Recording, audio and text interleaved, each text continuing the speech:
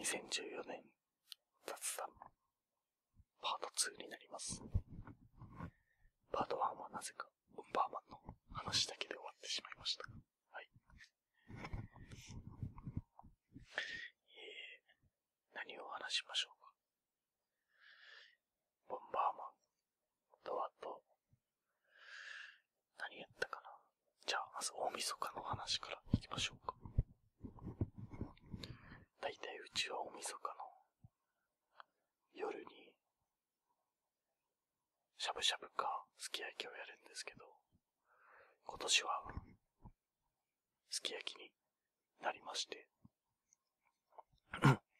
そこで超高級な肉を買いに行こうとある大型スーパーに行きまして、そこで松阪牛を買ってきました。はい。100g3,500 円だったものの半額で売っていたので1,750円。それでもめっちゃ高いんですけど、大晦日ぐらいはいい。いつも大晦日だけ贅沢しようということで、そちら購入いたしました。はい。で、あとはグラム500円ぐらいの肉と300円ぐらいの豚肉と、あと年越しそば用の生麺のそば買って、あとすき焼きに入れる野菜であったりなものを買ってのは、あとちょっとしたお酒とか買って、私はもう飲めないんですけど、買って終わりです。買って、はい、帰りました。で、うちはだいたい親戚とか、親戚じゃない、いとこ集まると、もう12人とかになるんで、一部屋でご飯できないので、2部屋使ってご飯するんですけど、一つのメインの部屋ではずっと紅白が流れてまして、はい。で、まず、紅白始まると同時くらいに、松阪牛を食べ始めるんですけど、すき焼きと言いましたけど、肉だけ別に食べるんですよ。ちょっとすき焼きに混ぜた肉よりも、肉単体でまず焼いて、で、すき焼きのタレをかけて、そのタレを焦がして、生卵、溶いて、つけて食べるとめちゃめちゃうまいんですよ。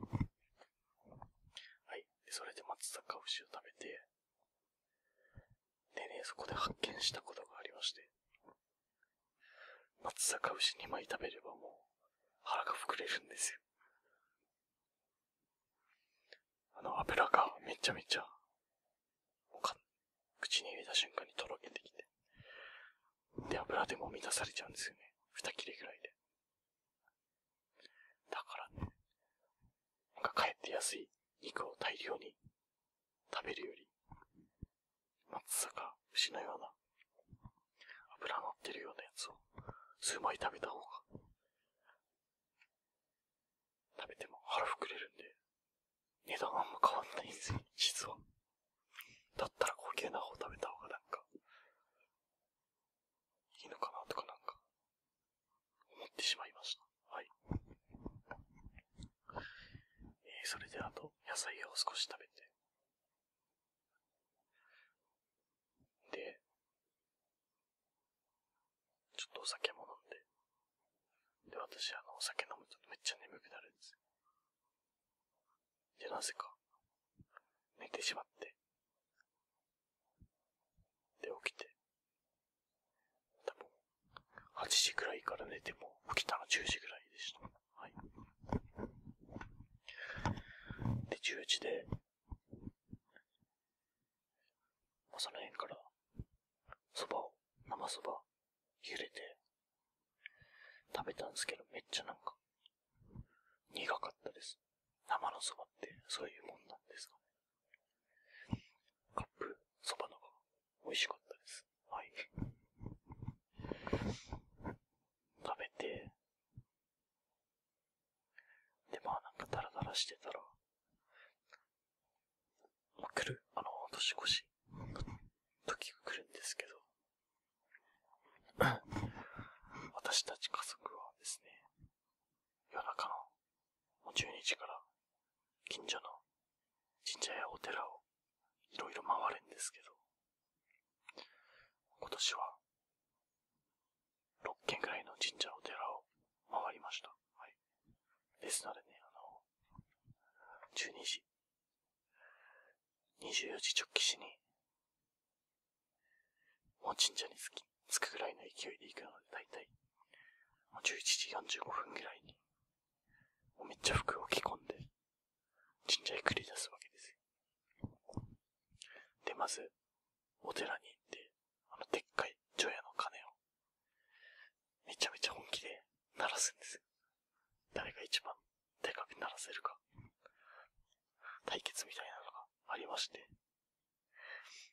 で、まあお寺行って、次に神社行くんですけど、そこの神社めっちゃ、お菓子とかもらえるんですよ。まずお賽銭入れて、お願い事じゃない。お願い事か。お賽銭入れてなんか、手叩いてやって、そうするとなんかお菓子とかもらえるんですけど、